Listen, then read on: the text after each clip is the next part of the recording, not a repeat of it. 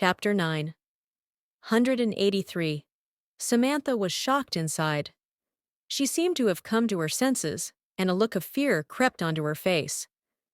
Farron asked at that moment, "Bro, how about you leave first and I'll handle the rest?" "That's not necessary.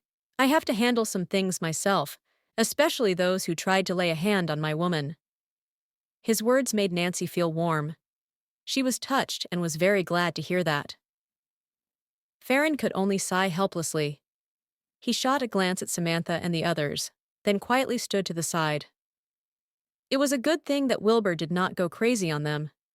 However, someone would be unfortunate. That was for certain. Wilbur reached out and grabbed Zev.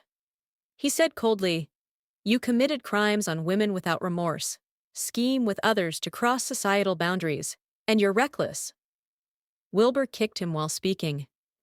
His leg snapped with a crack, and bones could be seen sticking out of his leg. Blood spilled everywhere.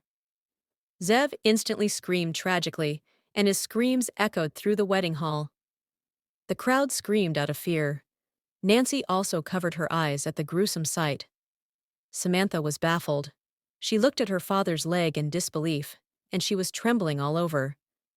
Wilbur released his grip on Zev and let him fall to the floor. "Xylon Sao, you schemed with Zev Lloyd to bully the innocent. How do you think I should punish you?" asked Wilbur coldly. Xylon knelt on the floor without hesitation. He sobbed and replied, "I made a mistake, sir. You may punish me however you like as long as you spare my life." Xylon did not expect to get away with it at that point. It would be lucky for him to get out of this alive. Wilbur scoffed coldly, then kicked Xylon again. Xylon screamed tragically. He flew backward for over 10 meters while spitting out blood. He fell to the floor limply. No one knew whether he was still alive or not. "I'll let fate decide if you should live." Then, Wilbur looked at Carson again. Everyone was shocked.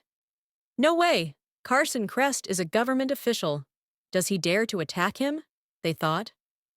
Wilbur reached out and grabbed Carson.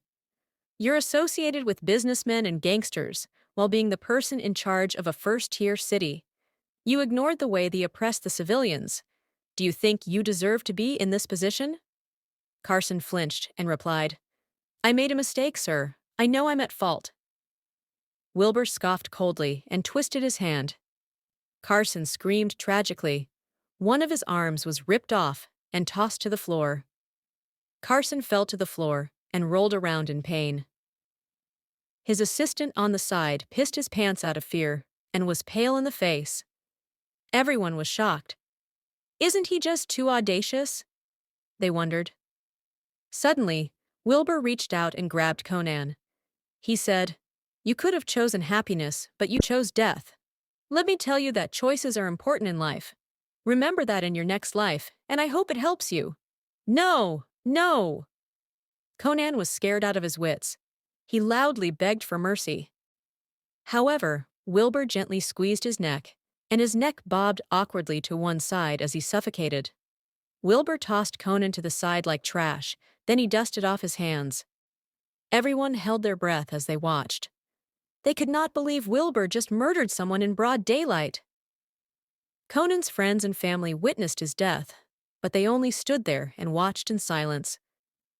They did not have the courage to argue with Wilbur, let alone attack him. He dared to attack Carson, Zev, and Xylon, after all.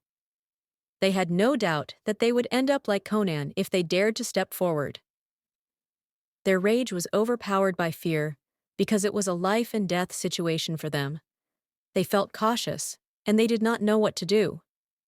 It was deathly silent. The terrifying vibes made everyone feel fearful.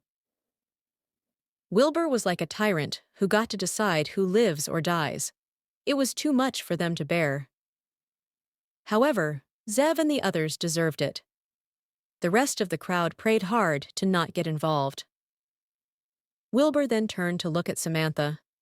Everyone felt afraid. Samantha flinched, and her legs trembled uncontrollably.